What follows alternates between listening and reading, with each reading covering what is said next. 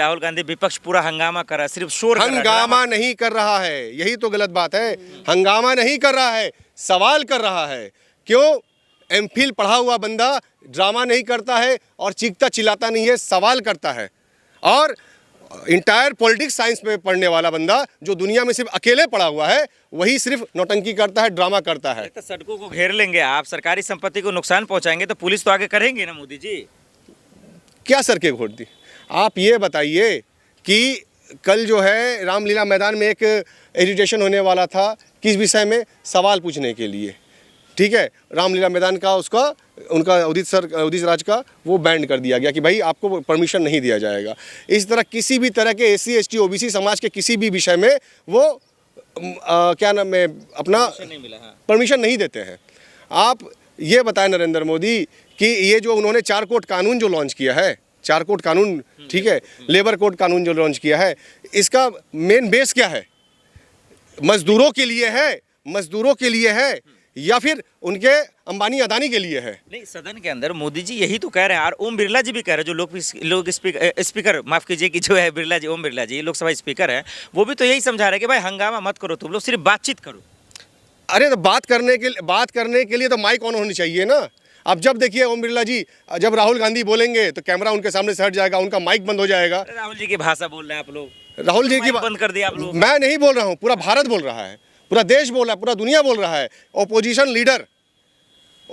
Leader कहाँ जाता है, क्या जाता है, ये सीक्रेसी का बात होता है। अभी नरेंद्र मोदी कहाँ है किसी को पता है? नहीं पता है।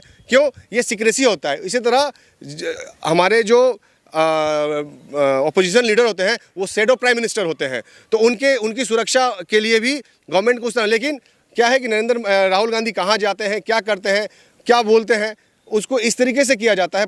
जब इलेक्शन कमीशन ने क्लियरिटी दे ही बता दिया सारी चीजें, सुप्रीम कोर्ट ने बता दिया, तो फिर SIA को लेकर सदन के अंदर हंगामा क्यों? यही बात तो मोदी जी कह रहे हैं।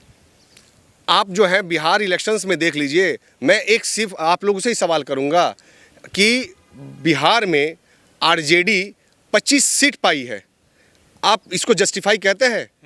आप मान सकते हैं कि RJD 25 सीट पे सिमट सकती है? आप ये सवाल, सबसे बड़ा सवाल देश के सामने है। जनता ने मैंडेट दिया है सर, मजाक थोड़ी है।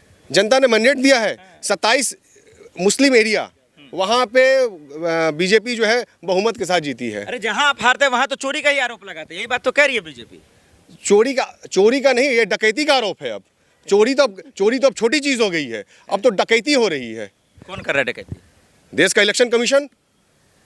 तो इलेक्शन कमीशन कर रहे हैं तो मोदी जी अमित शाह जी को क्यों गाली दे रहे हैं? अगर नरेंद्र मोदी जी इतने दूध के धुले हुए हैं तो 2023 में इलेक्शन कमीशन को बचाने के लिए जो अध्यादेश लाकर किए हैं कि भाई इलेक्शन कमीशन कोई भी निर्णय लेगा उस पर ड्यूटी में रहते हुए या ड्यूटी से ख़त्म होने के बावजूद भी जब उन रिटायर्ड हो जाएंगे तो भी केस नहीं किया जा सकता, उनसे सवाल नहीं पूछा जाता। ऐसा करने का मतलब क्या है? सिर्फ ये जवाब दीजिए। नहीं दे सकते हैं। क्यों? क्योंकि चोर की दाढ़ी में टिंका। तो आपको लग रहा है कि मोदी जी अमित शाह जी चुनाव आयोग को बचा रहे हैं, ये कह रहे हैं आप? ये पूरा का पूरा मनुवादी तंत्र ही लगा हुआ है देश को गुलाम बनाने के लिए। देश जो है गुलामी की तरफ बढ़ रहा है।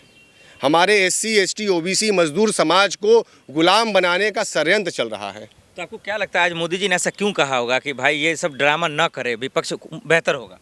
वो ड्रामा करेंगे तभी तो देश को गुलाम बनाएंगे। वो ड्रामा कर के 10,000 बेच के, आप सोशल मीडिया में देख रहे होंगे, जिनको उन्होंने 10,000 दिया है आज उनका घर तोड़ा है। आज वो छाती पीट के रो रहे हैं, जो कहते हैं कि वोट फॉर 10,000, आज वो कहते हैं कि बहुत बड़ी गलती हो गई, रो रहे हैं बेचारे। आप खुद, मैं अब क्या कहूँ, मतलब मेरे पास शब्द नहीं है। देश का दुख देखकर हम लोग को रोना आ रहा है अब कि हमारा किस्मत फूटा हुआ है कि भाई हमारे एक इस हम जेंजी में आते हैं तो हमें कोरोना भी देखना पड़ गया और ऐसा प्रधानमंत्री भी देखना पड़ गया। ठीक है, बहुत शुक्रिया, धन्यवाद सर।